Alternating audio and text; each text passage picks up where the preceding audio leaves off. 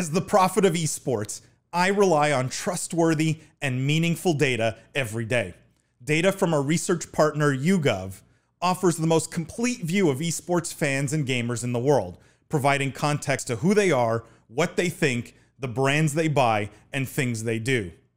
YouGov's connected insights and research services inform strategy at every level.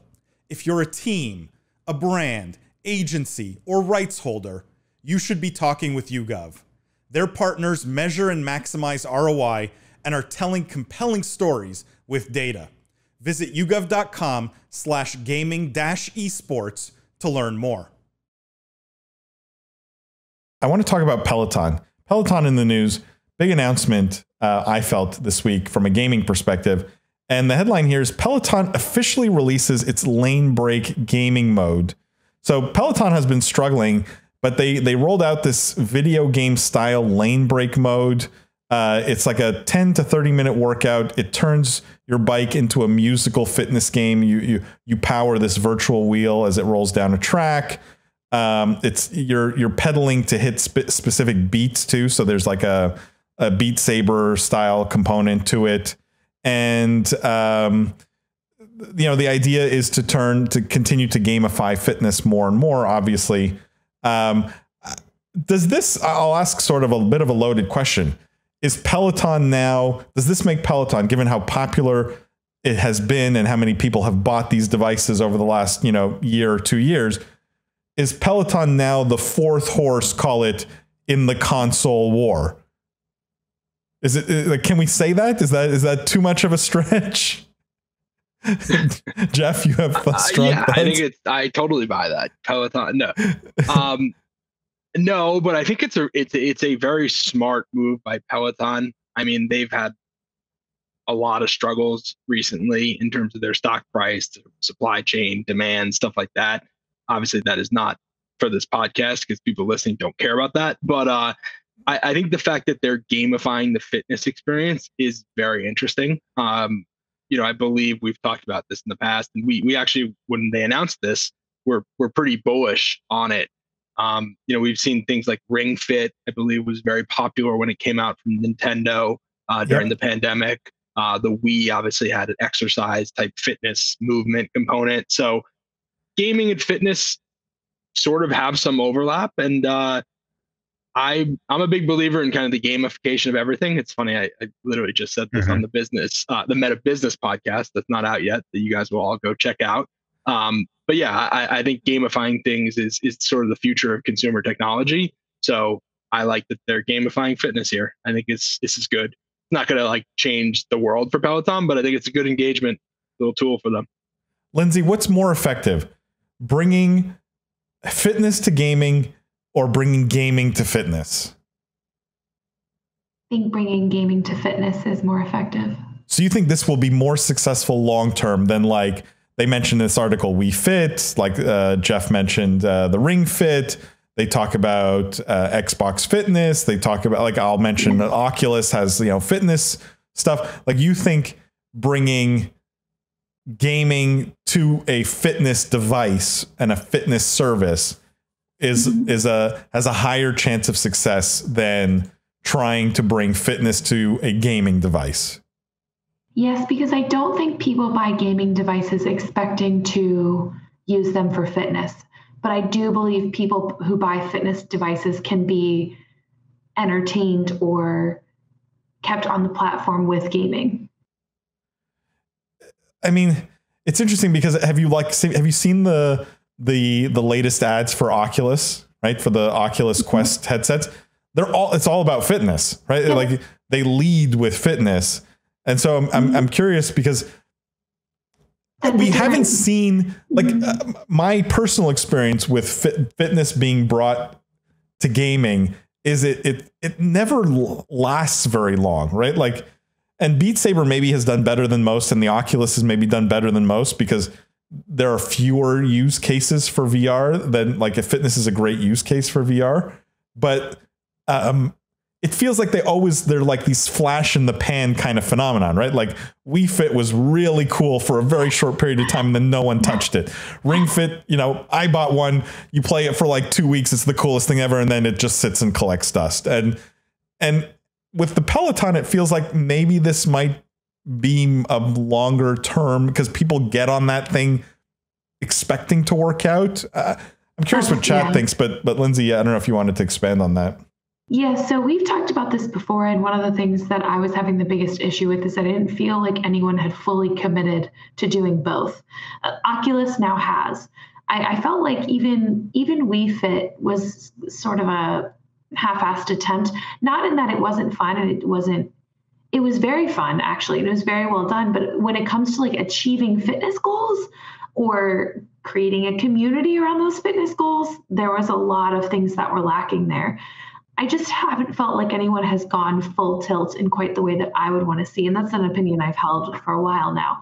The Peloton announcement and what Oculus is doing feels more of a full tilt investment in actually bridging the gap between gaming and fitness. They're doing it from different aspects, of course, because Oculus is a gaming first company bringing in fitness, and Peloton is a fitness first company bringing in gaming. But I feel like each of those is closer to the center of converging on fully being into gaming and fitness. And I think that as long as you're getting people on your platform that are genuinely interested in fitness, you know, we're talking about people who are maybe going to the gym who will put on the Oculus, or interested in going to the gym, but like people who are genuinely interested in actually working out, and you are making product and material for those people, not kind of a really fun game that also has you move, or a really crappy game that you can also play while you're biking, then I think that there's a higher chance of a success rate. I mean, Lindsay, you're making me think that there's this totally untapped potential for bringing more gaming to fitness then, right? Like and you can't tell by looking at me, because I'm an Adonis, a physical specimen, but like, I hate going to the gym, right? I think it's the most boring experience ever. It's the worst like user experience ever. There's nothing pleasant or fun about it. Imagine if you could go to your gym and like going from machine to machine is like a quest, right? Or something like that. Or right, like you throw in a bit of storyline, some cutscenes, some reason why I need to push this thing 12 times, right? Like, give me some reasons why I'm doing this, gamify it for me. Feels like that's the bigger opportunity right now. I want to read some of these comments. It says here, Ty says, did Peloton just jump the shark? I mean, does anyone think this is the moment? I think they've already jumped the shark, right? Like it's already super mainstream. JC says, I don't think so, Ty. I think they're ahead of the curve in many respects. I tend to agree with that. Ty says, gaming and fitness is like communism. Great idea, bad in execution. I'm gonna tiptoe around that one, Ty, but I feel that is true so far, though. The great idea, bad in execution, is how I felt. I do agree with that. Yeah, agreed. Greg says, I'm fully behind gaming and fitness, but do you think people will go buy a Peloton because they can play a game while they ride? That's a good question. Does anyone think that more people will buy a Peloton because of this one new thing? It's very much a retention play, right? It's engagement and retention. So you have a Peloton, you start playing the game, and you're like, wow, this is more fun than just riding here. I'm going to now subscribe longer, stick around, use it more. I think that's the play, rather than, I doubt there's many people that were on the fence about getting a Peloton. They're like, well, now I can game on it. That was literally me now. Like, I've just been waiting to game on it. For real me. Like, okay, I'm not even kidding. There's always one crazy person out there. Well, it's so funny because I'm with you, Josh. I totally think it's a retention thing, but I have been hesitant about getting the Peloton just because I don't know that it's my preferred form of fitness. And there's actually a lot of other things that have come out that particularly through music and gaming and fitness have reached a really interesting convergence. And I saw this and I was like, oh my God, maybe the Peloton is what I want. But I want to plug, I had Liz Moody on as a guest on the Meta Women podcast that's coming out here in a couple weeks. And we actually exclusively talked about gaming and fitness on that for a very long time. And she's involved with companies like Hydro and Lightboxer that are trying to, again, fully find the convergence between the two. So there's a lot of really interesting stuff coming about. So when you say, is it the fourth console in the console war? I don't think Peloton specifically is, but there's a whole host of these kind of activity-based consoles, if you will, coming out that I think could be real competition. Yeah. JC says, love that question, Paul. I think referring to the what's the bigger opportunity, you know, bringing gaming to fitness or fitness to gaming. Julie Vett says, I wouldn't consider it a fourth horse, but it's definitely a way to connect with an audience of non-gamers, especially for the parents of gamers. I think that's good insight, right? My grandmother's not going to buy a Peloton probably, but there is fitness equipment that I think, may be more likely for parents to buy that can get them into gaming without them realizing it, right? Like they may not pick up Call of Duty, but they may pick up Beat Saber, for example. And I do think it makes it more accessible. Fitness is more accessible. Ty says at JC, I was mostly kidding. Tom, Lindsay is right about gamers not looking for fitness. I mean, the stereotype is kind of true. JC says, oh, the boss just changed my mind. Phase 1 fitness tech will bring people to gaming. I think Lindsay made a very strong case there. Ty says, but I don't think there are a lot of great system selling fitness games out there, but that's the good news. Nowhere to go but up. I mean, look, I think a lot of people are buying Oculus Quests for Beat Saber.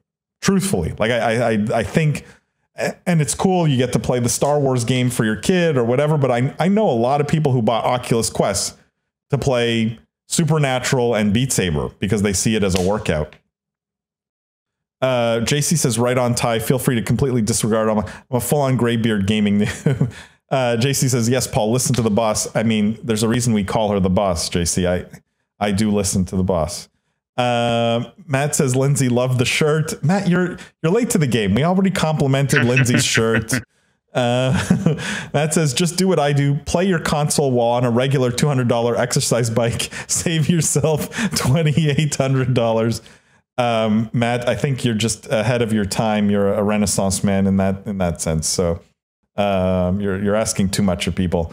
Stuart said the Wii Fit sold well, then sat in people's cupboards and didn't get used. Yeah, Stuart, I think that's most people's experience with gaming, like bringing fitness to gaming. It's always just flash in the pan, a lot of excitement, and then nothing.